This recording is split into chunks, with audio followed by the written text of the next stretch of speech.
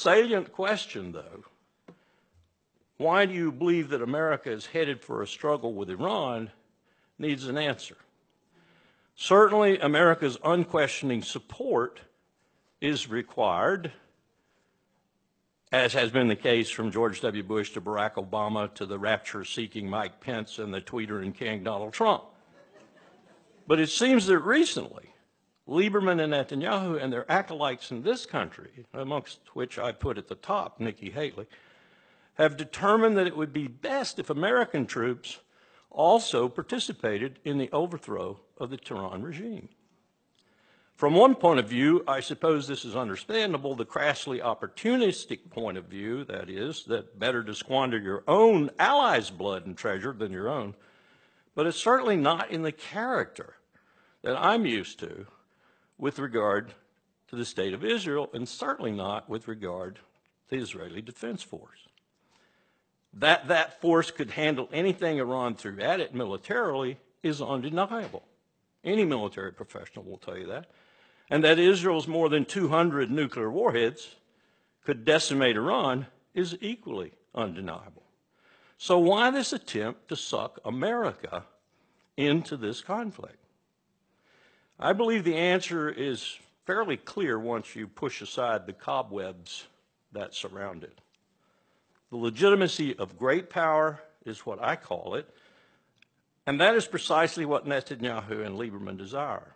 It's also what Riyadh desires, especially with the new boy king, Mohammed bin Salman, now an erstwhile ally of Israel. In short, the IDF could defend Israel, but it could not attack Iran, not successfully anyway. And were it to do so, it would be damned internationally and thus isolated even more than it already is today, perhaps devastatingly so. But America, already damned by well more than half the world, polls show at least 4 billion people think we're the #1 threat to their security in the world. Think about that for a minute.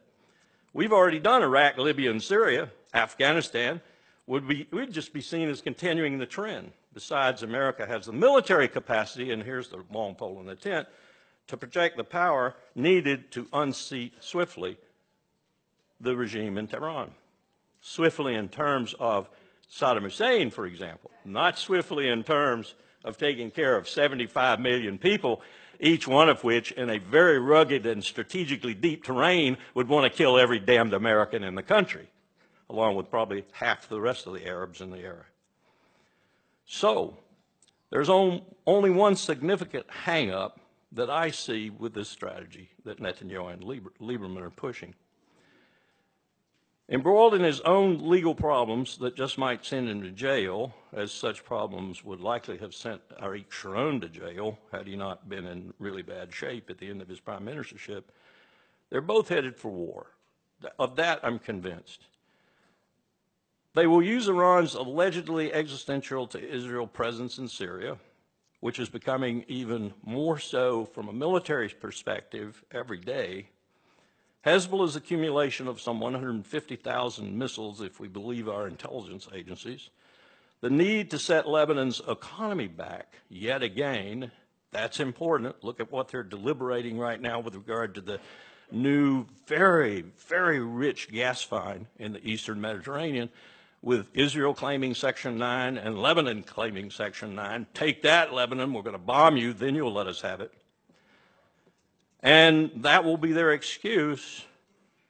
And we're looking at them taking on, and this is a point that all military people understand, a country that couldn't beat Iraq in 8 years of brutal, bloody war. An Iraq that we beat in 19 days. So this is the colossal threat that they're up against. And men such as H.R. McMaster are helping them. I looked at this from the perspective of the political parameters. What is it that we're confronting today in this country? And this took me down an entirely different path as I tried to figure out just how this team of McMaster, Tillerson, Kelly, et al., and Trump at the top of it, will face this sort of decision-making process.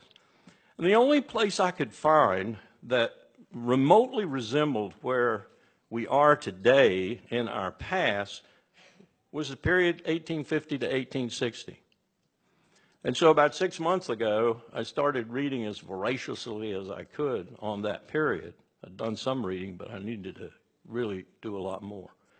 It is stunning, the similarities between that period and now, particularly in the political situation where one side of the country wouldn't talk to the other side of the country, and vice versa. And I was struck today by some of the comments that were made that resemble the comments that were made by my region. My state fired on Fort Sumter, after all, back in those days. And if that is the political situation in which this government will do its national security decision-making, then we are in deeper trouble than even the prospects of a region-wide and perhaps even bigger war in the Middle East.